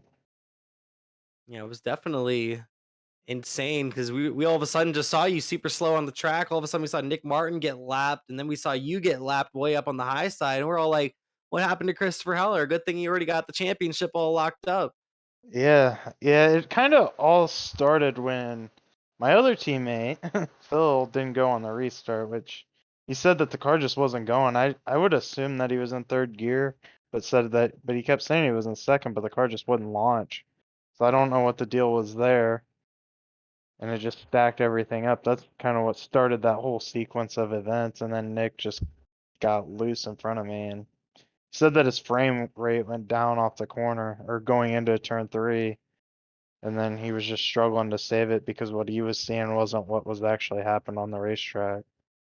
So that's kind of what happened there. And then I just tumbled over a few times and just somehow I only had 2 minutes of optional, but I never really got a chance to fix it because there was no yellow. But I guess it is what it is. Well, with all the incidents that ended up happening today and a lot of retired drivers, you ended up coming home 9th place. So you ended up getting top 10s in every single race this season except for one. So that's a very impressive stat, Chris. And Mhm. are you going to make another run at the championship next year and try to make it 2 in a row? Oh, absolutely. I'm gonna try to defend this thing. We're excited to see you next week at the season opener at Daytona. Anybody you have to thank for your performance on the season? Oh yeah, I gotta thank obviously the 2511 team of Brandon Barkowski, Nicholas Martin, Phil Bedford, and Nathan Nicholson. Nicholson's, I guess, moving over to, I believe, split second. I don't know for sure, but we're bringing in Brandon Dennis to fill that spot. So I'm glad to have him coming on board. Yeah. I will. I also want to thank you guys for the broadcast. Got to thank Jeff manning the cameras behind the scenes. And just got to thank the league as a whole, or the series as a whole, for all the drivers that have take time out of their evenings to come out here and have some fun and make some left turns and occasionally make those right turns. Well, we appreciate you talking to us, Chris, and we hope to maybe see you next week and talk to you next week with the victory or maybe a top 3. And wish you luck on the upcoming season. Yep, thank you. Have a great night. Go celebrate, Chris. Yep, I sure will. Chris. Thank you. All right, and that'll do it on season 2 of the Great Lakes Cup Series presented by ButtKicker. Your champion was Christopher Heller, but your winner tonight was RJ Williams with his teammate Josh Cottle not too far behind, as those two put on a phenomenal performance today. Any last thoughts on the night and the season, Gavin? You know, a great way to end, the Cup Series season. It was a good season overall. Heller clearing out everyone, basically dominant season from him. Good to see that all his hard work's paid off. I know he's been putting in all the effort and try and come out and dominate. So good to see it finally happened for him. I really think that I'm looking forward to next season. A lot of different storylines are starting to show up. Obviously, all these silly season updates that we just heard could be going on. We got RJ making a bit of a resurgence lately after a bit of a poor start to the season. So, Josh Cottle as well. We got a lot of maybe some new faces coming into the Cup Series next season. So, season 3, pardon me, I forgot what season we were on. Really looking forward to it. It's looking really exciting, and I look forward to what the future holds for this league. Yeah, if any of you guys are watching and are looking to get in on possibly season 3 on the Great Lakes Cup Series, you want to go to GreatLakesRacing.com and you can apply over there and possibly join the Great Lakes Cup Series or maybe even the Great Lakes Truck Series on Tuesday nights, because we'll be starting the Cup Series back up next week at Daytona. What better place to start off the season? And until then, have a great night, y'all. We'll see you either Tuesday for the trucks. I think for the trucks, we'll be at New Hampshire. So that will be a lot of fun there. And then, of course, on Thursday will be the season opener for season number 3 of the Great Lakes Cup Series presented by ButtKicker. And we will be at Daytona. So good night, y'all. And thank you for tuning in. And once again, congratulations to RJ Williams on the win. And congratulations to Christopher Heller on winning the season 2 championship. This broadcast is the copyrighted work of Flatout Racing Network and may not be rebroadcast, retranslated, or used in any form without the express written consent of Flatout Racing Network and iRacing.com Motorsports Simulations. Flatout Racing Network would like to thank you for your support, and we hope